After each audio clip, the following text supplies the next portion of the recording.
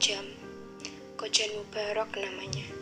Sangat kaya, akan tetapi ia tidak memiliki anak.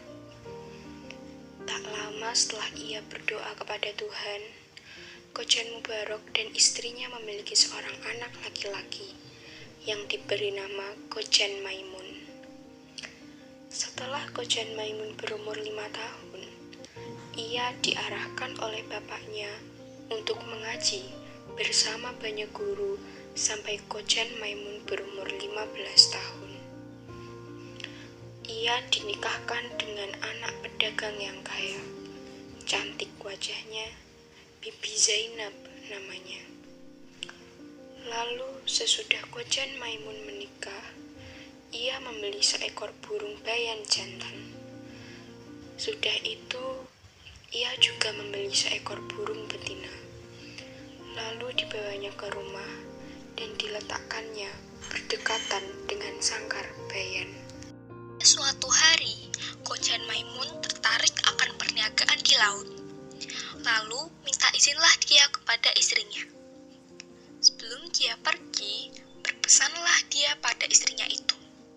Jika ada barang suatu pekerjaan, mufakatlah dengan 2 ekor burung itu. Benar-benar jangan tiada, karena fitnah di dunia amat besar lagi tajam daripada senjata.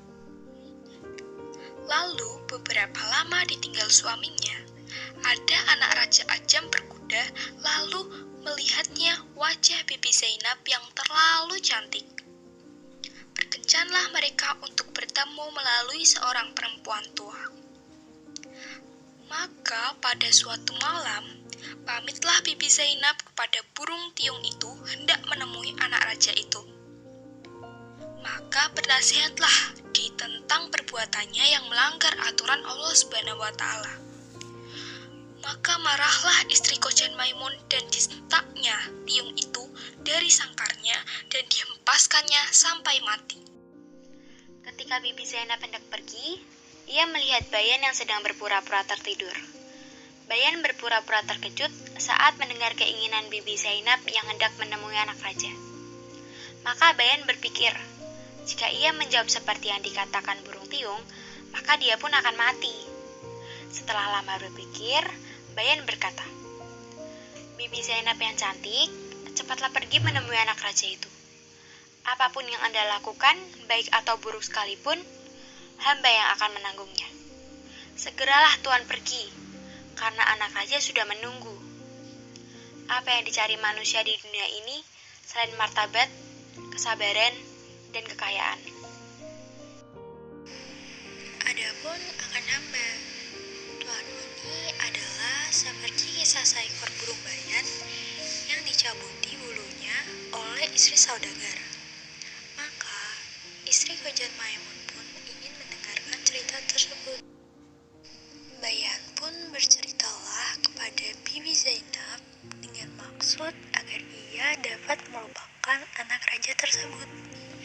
Maka diberilah ia cerita-cerita hingga 24 kisah dan 24 malam, hingga akhirnya Bibi Zainab pun insyaf terhadap perbuatannya dan menunggu suaminya Kojan Maimun pulang dari berdagang.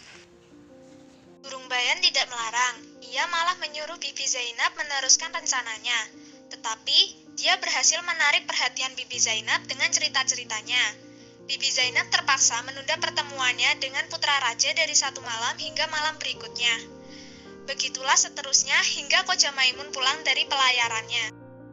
Bayan yang bijak tidak hanya menyelamatkan nyawanya saja, tetapi juga dapat mencegah istri tuanya untuk berbuat curang.